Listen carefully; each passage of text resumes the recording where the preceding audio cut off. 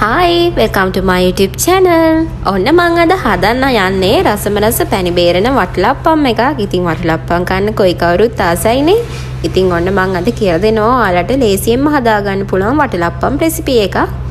ඉතින් අපිට මේකට ගොඩාක් දේවල් අවශ්‍ය වෙන්නේ නැහැ. අකුරුයි, සීනි ටිකකුයි, බිත්තර පහකුයි, කජු ටිකකුයි, සාදිකා, එනසාල්, කරඳ මුංගු, ඒ වගේ කුණුදු කෑල්ලකුයි ඒ ටික තමයි අවශ්‍ය වෙන්නේ. ඉතින් මේ විදිහට ඔයාලත් හදලා try කරලා බලන්න.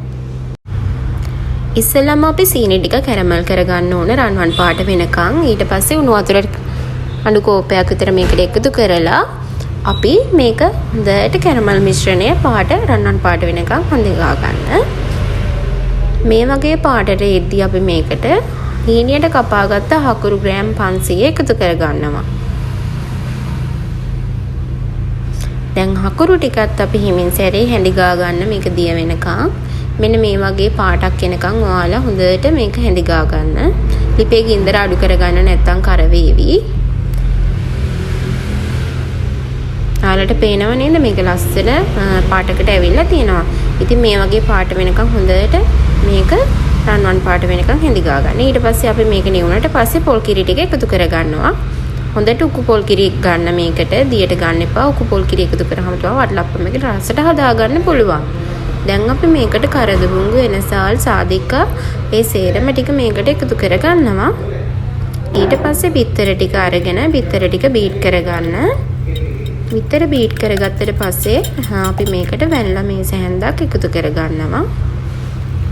දැන් මේකට අපි අර හදාගත්ත මිශ්‍රණය එකතු කරගන්නවා.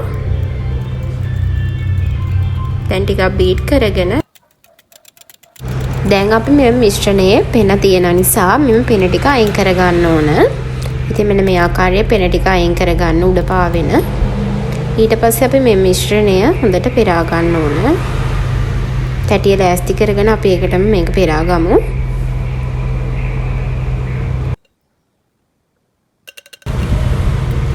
දැන් අපි oven එක සෙල්සියස් අංශක 120ට විනාඩි 10ක් හීට් කරගෙන ඊට පස්සේ ට්‍රේ එකට උණු වතුර ටිකක් දාලා මේක oven එකට දාලා සෙල්සියස් අංශක 120ක උෂ්ණත්වයෙන් විනාඩි 40ක් විතර බේක් කරගන්න. oven එකේ එක එක්කෙනාගේ oven වල උෂ්ණත්වය අනුව එක වෙනස් බේක් කරගත්ත වටලප්පම් ට්‍රේ එක අපි පැය 2ක් 3ක් විතර ශීතකරණයේ තියාගෙන තබා කෑලි කපා ගන්න ඕන. ඉතින් මාත් මේ කෑලි කපා ගන්න ශීතකරණයෙන් එළියට ගත්තට පස්සේ ඉතින් ඔයාලත් මේ විදිහට කරන්න.